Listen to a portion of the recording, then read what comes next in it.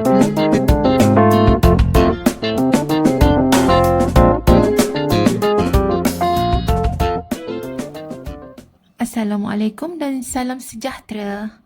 Hai pelajar sekalian, kali ini cikgu akan bawakan tajuk bab 3 iaitu penaklukan logik.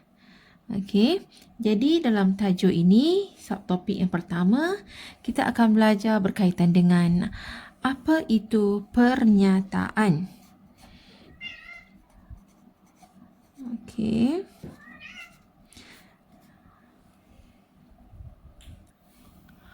Okey, takrifan untuk pernyataan ialah suatu ayat yang kita boleh tentukan benar atau palsu, tetapi bukan kedua-duanya.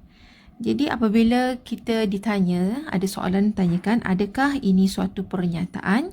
Jadi kita baca ayat berkenaan dan kita tentukan benar ataupun palsu. Jadi kalau ayatnya itu ayat yang benar, ia adalah suatu pernyataan. Ataupun kalau ayatnya itu palsu, itu pun adalah suatu pernyataan.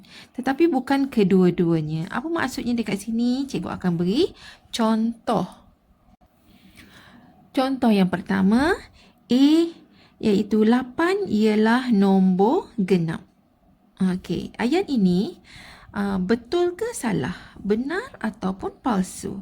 Jadi kita baca 8 ialah nombor genap. Jadi ini adalah betul, benar. Jadi ini adalah suatu pernyataan. Cikgu ringkaskan pernyataan sebagai P sahaja. Jadi ini ialah suatu pernyataan. Contoh yang kedua ialah 5 kuasa 2 sama dengan 25. Betul tak? 5 kuasa 2 sama dengan 25? Ini adalah benar. Okey, jadi bila kita boleh tentukan dia benar, bermaksud ayat dalam bentuk matematik ini pun adalah merupakan suatu pernyataan. Contoh yang ketiga, semua nombor perdana adalah nombor ganjil. Okey, dalam kes macam ni kita kena tahu apa dia nombor-nombor perdana. Nombor perdana ialah nombor yang dimulai dengan nombor 2, 3, 5, 7 dan seterusnya, iaitu nombor yang boleh dibahagi dengan dirinya sendiri dan juga boleh dibahagi dengan satu dan juga boleh dibahagi dengan dirinya sendiri. Jadi nombor perdana adalah nombor ganjil. Jadi dalam kes ini nombor perdana dimulai dengan nombor 2. Jadi ini nombor 2 adalah nombor genap. Jadi ini kita boleh tentukan ayat ini tidak semua sebenarnya nombor perdana boleh dibahagi. Tidak semua nombor perdana adalah nombor ganjil sebab ada nombor 2 yang merupakan nombor perdana juga. Jadi ayat ini adalah palsu. Jadi kalau kita boleh tentukan dia palsu, ini juga adalah merupakan suatu pernyataan. Okey, contoh yang keempat, contoh D. Adakah harga buku ini lebih mahal daripada harga kalkulator? Okey, jadi ini adalah dalam bentuk soalan. Jadi mungkin harga buku itu lebih mahal daripada kalkulator. Mungkin juga harga buku itu lebih murah daripada kalkulator. Jadi kalau kita tak boleh nak tentukan ayat ini benar ataupun palsu, jadi ini adalah bukan pernyataan. Jadi bukan pernyataan, saya tulis dia sebagai BP.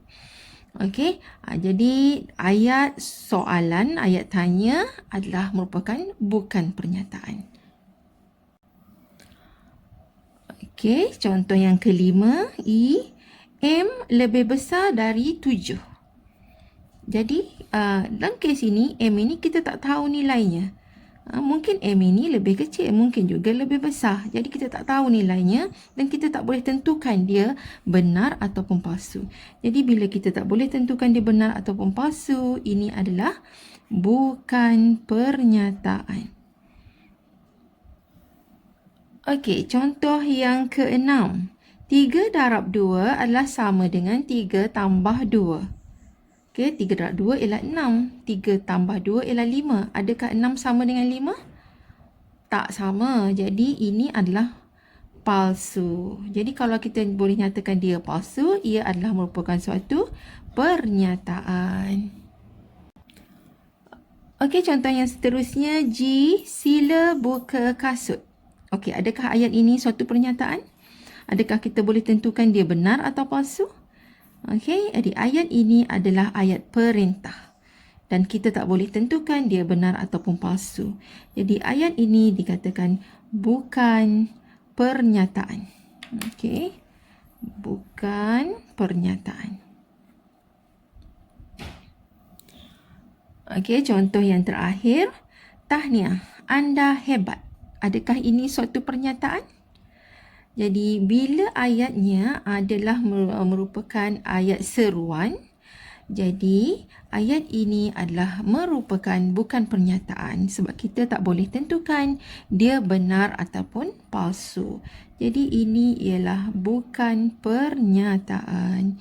Jadi saya harap anda semua dah boleh bezakan yang mana pernyataan dan yang mana bukan pernyataan. Okey, yang penting kalau ayat itu kita boleh tentukan dia benar atau palsu, dia adalah merupakan pernyataan. Okey, daripada apa yang kita belajar tadi, kita dapat buat kesimpulan bahawa untuk suatu pernyataan ada dua kemungkinan, sama ada dia merupakan pernyataan benar ataupun dia merupakan pernyataan palsu. Okey, untuk contoh yang berikutnya ni nanti saya akan tunjukkan bagaimana kita nak menentukan bahawa suatu pernyataan itu benar ataupun palsu. Okey, biasanya dalam peperiksaan soalan ditanya sama ada diminta anda menentukan kenal pasti adakah ini suatu pernyataan. Apabila diberi suatu ayat, kita kenal pasti dia pernyataan ataupun bukan. Satu lagi ialah kita diberi suatu pernyataan, kita diminta tentukan ayat itu adalah pernyataan benar ataupun pernyataan palsu. Okey, jadi di sini dalam contoh yang berikutnya ini saya tunjukkan tentukan sama ada pernyataan berikut benar atau palsu. Jadi di sini diberi contoh yang pertama, 4 kuasa kosong adalah 4. Adakah ini pernyataan benar ataupun pernyataan palsu? Jadi 4 kuasa kosong sebenarnya sama dengan apa? 4 kuasa kosong, sebarang nombor yang kuasanya sifar nilainya ialah 1. Jadi kalau ditulis 4 kuasa kosong sama dengan 4, ini adalah merupakan pernyataan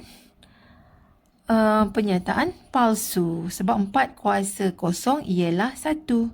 Jadi kalau yang sama dengan 4 ialah apa dia? 4 kuasa 1. 4 kuasa 1 ialah 4. Jadi bila ditulis 4 kuasa kosong ialah 4, ini adalah merupakan pernyataan palsu. Okey. Jadi kalau diberi macam ni, 4 kuasa kosong sama dengan 1, ini adalah merupakan pernyataan benar. Okey, itu contoh yang pertama. Okey, contoh yang kedua, hasil darab dua nombor ganjil adalah bersamaan dengan nombor genap. Jadi kalau diberi ayat macam ni, kita ambillah contoh. Katalah nombor ganjilnya ialah 3. Dua nombor ganjil. Katalah 3 kita darab dengan 5. Dapat 3 darab 5 ialah 15. Adakah dia merupakan nombor genap? Bukan. Kita akan dapat 3 darab 5 adalah 15 adalah nombor ganjil juga. Jadi pernyataan ini adalah merupakan pernyataan palsu. Okey, contoh yang ketiga, hasil tambah sudut pedalaman suatu segitiga ialah 180. Betul ke tidak? Bila ada satu segitiga, okey, kita campurkan sudut ni, sudut pertama, sudut kedua dengan sudut ketiga ni. Total ketiga-tiga sudut ini bila ditambahkan jumlahnya ialah 180. Betul kan? Jadi hasil tambah sudut pedalaman satu segitiga ialah 180. Ini adalah pernyataan benar. Okey, jadi saya dah tunjukkan 3 contoh berkaitan bagaimana kita nak menentukan suatu pernyataan itu benar ataupun palsu. Okey, contoh yang seterusnya, diminta kita bina satu pernyataan benar. Okey, berdasarkan maklumat yang diberi. Okey, jadi diberi dekat sini yang pertama, diberi nombor 4, kemudian X, ada sama dengan. Okey, ada 12, kemudian ada 3. Kita nak bentuk pernyataan benar. Jadi kalau pernyataan benarnya ialah dia beri 4 darab berapa sama dengan 12. Jadi di sini kita boleh bentuk pernyataan benar 4 darab 3 adalah sama dengan 12. Jadi kita dah membentuk suatu pernyataan benar. Kalau diminta kita membentuk satu pernyataan palsu, kita terbalikkan sajalah. 3, misalnya 3 darab dengan 12 sama dengan 4. Dia akan jadi pernyataan palsu. Okey, jadi itu contoh yang pertama. Okey, contoh yang kedua, kita nak bina pernyataan benar. Diberi di sini tanda lebih besar, bahagi 7, 16, 2. Untuk membentuk pernyataan benar, ialah kita buat 16 bahagi 2. 16 bahagi, tak boleh guna bahagi macam ni, kita guna simbol ini. So, 16 bahagi 2 adalah 16 bagi 2 ialah 8. Okey, lebih besar daripada 7. Okey. Jadi 16 bahagi 2 lebih besar dari 7. Okey, jadi kita dah susun dia balik semula supaya dia menjadi pernyataan benar. 16 bahagi 2 ialah 8 dan 8 adalah lebih besar dari 7. Jadi ada 3 bentuk soalan, sama ada dia suruh kita tentukan ini adalah suatu pernyataan ataupun bukan pernyataan. Kemudian dia suruh tentukan sama ada pernyataan itu benar atau palsu. Dan yang ketiga diberikan simbol, huruf-huruf, nombor-nombor. Okey, supaya kita boleh membentuk pernyataan benar ataupun pernyataan palsu seperti yang diminta dalam soalan. Jadi saya harap anda semua dah pun faham apa yang dimaksudkan dengan pernyataan.